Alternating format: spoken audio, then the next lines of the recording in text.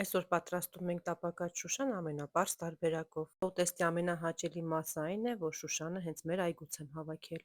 Թարմ կանաչու բույրն ու բնական համը պարզապես ուտեստը դարձնում է առանձնահատուկ համեղ։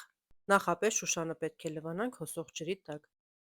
Քանի որ ցողունը շատ երկար է, առանձնացնում ենք ցողունի հատվածը տերևից, արեք այնպես, ինչպես ցույց եմ տալիս հոլովակում։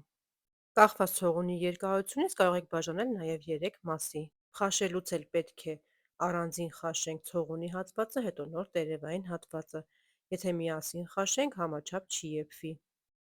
Ցողունները մի փոքր ավելի երկար եմ թողնում, քանի որ դրանցից պատրաստելու եմ թթու։ Հաջորդ տեսանյութում ձեզ ցույց կտամ թթվի պատրաստման իմ տարբերակը։ Իսկ եթե դուք թթու չեք պատրաստելու, կարող եք հենց ամբողջը տապակել։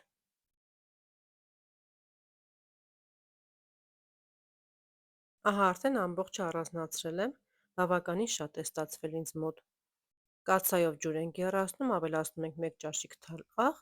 սկզբում խաշում ենք ցողունները, հետո նոր տերևային հատվածը։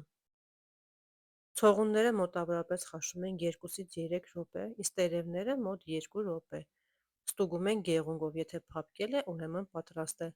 Ավել խաշելու կարիք չկա, քանի որ դա հետո ավելի փափուկ ու լղկված կստացվի։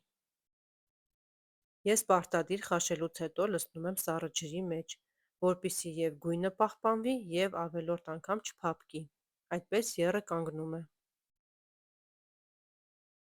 Տերևային հատվածն էլ խաշում ենք նույն տարբերակով և ստուգում ենք կրկին նույն ձևով։ Տերևներն էլ նույնպես լցնելու եմ սառը րի մեջ, որից հետո թողնում ենք ամբողջությամբ լավ քամվի և արդեն կտապակենք։ Սառը ջրի մեջ թողնում եմ մոտավորապես 1 րոպե, ոչ ավել։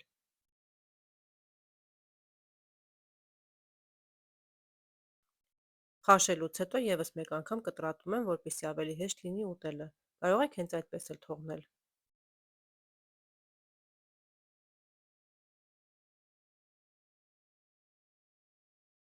Տապակի մեջ ավելացնում ենք գյուղը և լցնում կանաչին։ Տապակում ենք մոտավորապես 1-2 րոպե։ Կարող եք նաև կարագով կամ բուսայուղով տապակել, արեք այնպես, ինչպես ձեզ հարմար է։ Հարգելինս, իմ ալիքում կա նաև տապակած շուշանը շերտավոր խմորով։ Շատ համեղ և գեղեցիկ տարբերակ է մատուցման համար։ Հղումը կթողնեմ նկարագրության բաժնում։ Տարայի մեջ կոտրում ենք հավկիթները, ավելացնում ենք աղ, սև և կարմիր պղպեղներ։ Հարում ենք և ավելացնում ենք կանաչու վրա։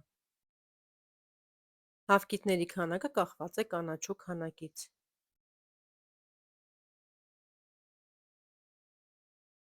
Հարած հավկիթներն ավելացնում ենք կանաչու վրա, թեթևակիորեն խառնում ենք, ծածկում ենք կափաճով և թողնում ենք եփվի։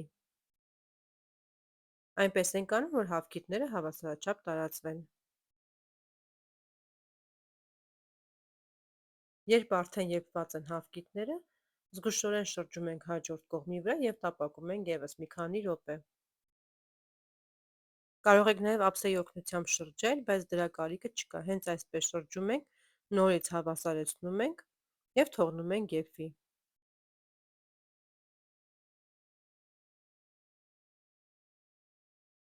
Եփում ենք ևս 1-2 րոպե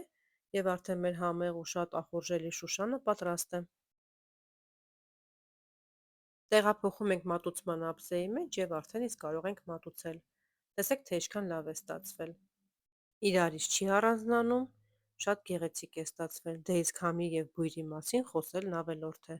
Հուսով եմ հավանեցիք այսօրվա իմ պատրաստած տեսանյութը։ Դուք էլ պատրաստեք և գրեք ձեր կարծիքը մեկնաբանության բաժնում։